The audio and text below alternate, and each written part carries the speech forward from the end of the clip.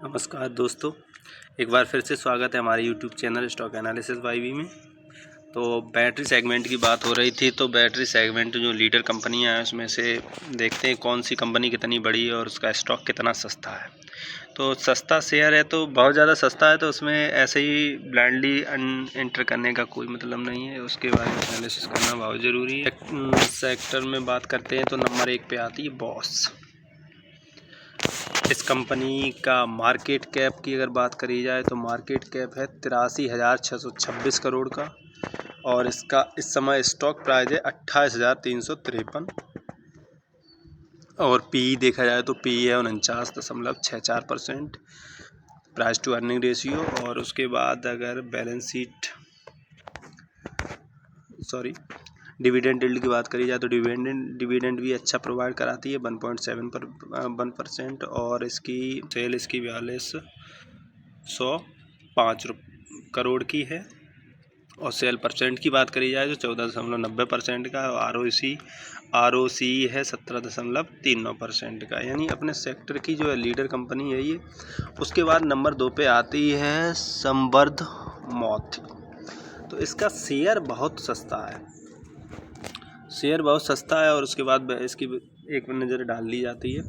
इसका पी है 47.75%, यानी अपने सेक्टर में इसका जो है पी यूनो मिंडा के बाद सबसे कम पी है। इसका पी का मतलब होता है price to earning ratio. Market cap अगर देखा जाए तो सेकंड लीडर कंपनी है, 76,709 करोड़ का मार्केट कैप है, और डिविडेंड यील्ड 57.57% की है, और प्रॉफिट इसका 19.35%। और इसकी सेल की बात करी जाए तो सेल में ज़बरदस्त इजाफा हुआ है, 25,697 करोड़ रुपए की इसकी सेल बढ़ी है। और सेल प्रॉफिट की बात करी जाए तो 26.79%, और ROC 8.76%। अगर देखा जाए तो सेकंड लीडर कंपनी है, उस हिसाब से शेयर बहुत सस्ता है, खरीदने के लिए अच्छा है, और बाकी इसके नंबर भी अच्छे हैं। अब इसमें अंदर बात करते हैं थोड़े प्रमोटर और बोरोइंग्स के बारे में। यही हमें सटीक आंकड़ा प्रोवाइड कराते हैं कि इस कंपनी में मुझे खरीदना चाहिए या नहीं खरीदना चाहिए। तो देखा जाए कंपनी लगातार डेली अप ट्रेंड में ही चल रही है। आज का जो है 0.57% अप है शेयर। और अब इंडस्ट्रीज़ की तो बात बता ही दी है कि ये हम बैटरी सेगमेंट में शेयर डिस्कस कर रहे हैं। करंट प्राइस है 114 रुपये, और 52 वीक लो की बात करी जाए तो 61.8, और 52 वीक हाई की बात करी जाए तो 123 रुपये, यानी अपने हाई को टच करके अब ये जो है प्रॉफिट बुकिंग और कंसोलिडेट कर रहा है एक शेयर। और स्टॉक का पी तो बता ही दिया, बुक वैल्यू इसकी 33.3, और डिविडेंड यील्ड भी सही है। ROC 8.76%, ROE 7.16%, फेस वैल्यू 1 रुपये है, ये भी अच्छा है। अब बात करते हैं इसके चार्ट को, देख लेते हैं एक नज़र।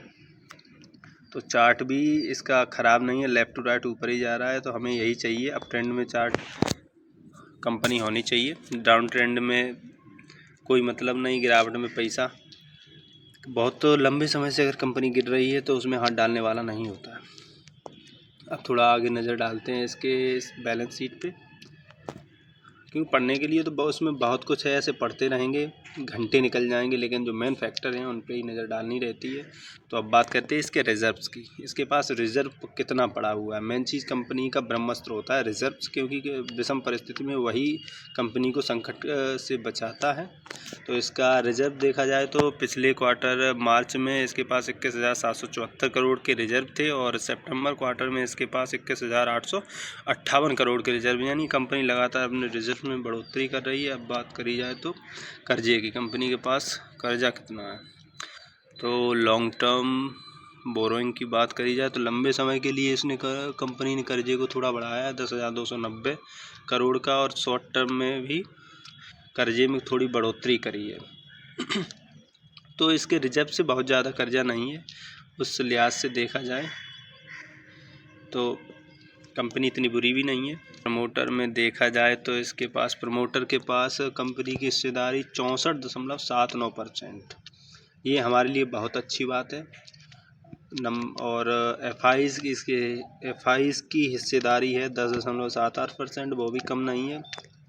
किसी भी कंपनी में एफ.आई.डी.आई.'s का होना हमें लंबे समय में टिके रहने का संकेत देता है, और कंपनी में अगर सब कुछ अच्छा रहा तो एमआरएफ की तरह बहुत बड़े बम्पर रिटर्न देती हैं कंपनियां, और दिया भी है।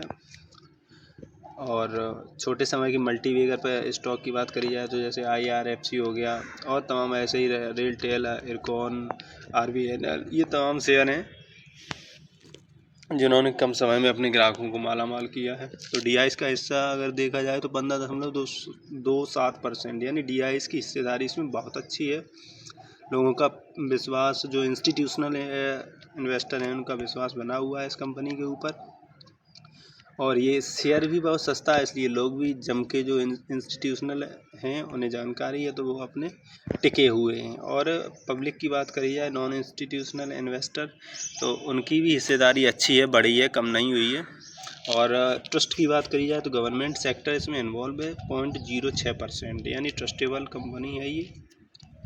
और अगर इसके अच्छे बुरे पॉइंटों की बात करी जाए तो नंबर 1 पॉइंट जो है हमारे लिए कि इस कंपनी का शेयर सस्ता है, और नंबर 2 प्लस पॉइंट है कि ये अपने सेक्टर की सेकंड लीडर कंपनी है।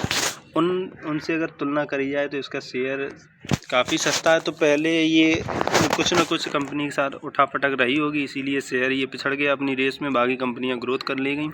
इसमें ग्रोथ अभी बहुत बाकी है, तो अगर देखा जाए तो कंपनी में इन्वेस्ट करने का अच्छा चांस है।